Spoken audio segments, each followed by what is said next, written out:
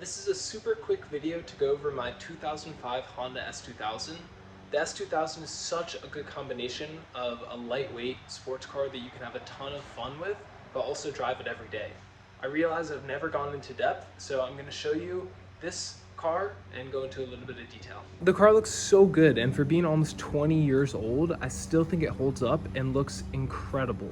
To take the top down, go ahead and unlock the car. First, you have to have the car on. Something interesting, you actually have to have the e-brake a little bit up, and then you can take this, and then take down the top. With the top down, this car looks even better.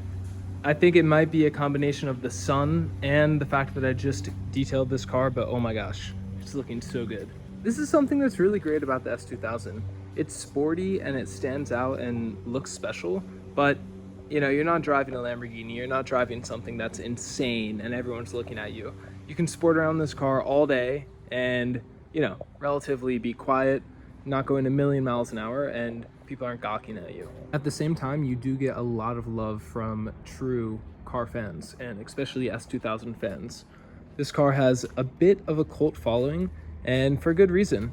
It's an attainable, fun driving sports car that, you know, a lot of people have had, a lot of people have stories with, so I think this will always go down as a classic. When we go into the inside of this car, it's pretty basic. You do have some nice looking seats, and I've always thought they look really good on the 04, 05 models because of these little holes. And an interesting thing is you actually have some little speakers, if you can see them right there, in my 05. So just adds to the driving experience. But despite the cool seats, you have a great 6-speed transmission, which I will say is one of the best, and a nice size steering wheel with a pretty special gauge cluster. I'll just go ahead and actually turn on the ignition.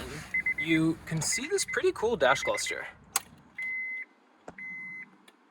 Let's go ahead and turn the car on. So you can see the RPMs are really unlike any other cars, and I think this may have gave a hint to, you know, what Ferrari's doing, what Lamborghini is doing with this sort of horizontal style of RPM.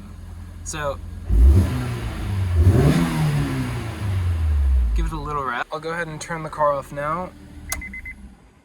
Another nice thing about this particular car is that it only has 35,879 miles. Because a lot of the car culture and communities do like the S2000, recently, in the last 5, maybe 10 years, these things have really skyrocketed in price. So, to find one with low miles is getting harder and harder. There are tons out there that are, you know, sort of beaten up, have a ton of mods and well over 100,000 miles. Now those cars are good, but to find a unmodified, completely stock, low mileage S2000 is being really just almost impossible.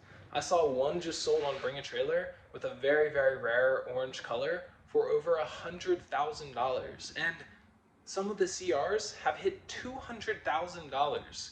It's insane money if you ask me, but this car is really good, and I kind of see why. Now on the gauge cluster, you see almost 9,000 RPM. In the AP1s, it was 9,000, and in the AP2s, it's 8,250. But even at 8,250, this thing screams. You can see I have the airbox lid off because, you know, it really just makes the car so much nicer sounding. But this 2.2 liter engine is very special. Before the Ferrari 458, this engine had a record for the most horsepower per liter, and it was only beaten when the Ferrari 458 came out. Now, by modern standards, there's no denying it, this car is not going to win a ton of races against a modern car or anything that's, you know, quick to fast. But when you're in a flowing back road or a nice canyon, this thing holds up. It can handle so well because of its light weight, and 240 horsepower is enough when you're moving. From 0 to 60, sure, this car is going to get beat by almost anything, but when you're anywhere above, 40 miles an hour, 30 miles an hour, this car can hang. It really can. If I go ahead and hold the trunk release button, you can see the amount of space the S2000 has. And while not a ton, it can hold a decent amount. It can hold some duffel bags, maybe a small suitcase. So if you want to go on a weekend, maybe even a week or so road trip, I think you and a partner would be fairly okay. One super rare option that this car has is a 6-speed CD changer under this S2000 cover. And while I've never used it, it is kind of gimmicky and kind of cool.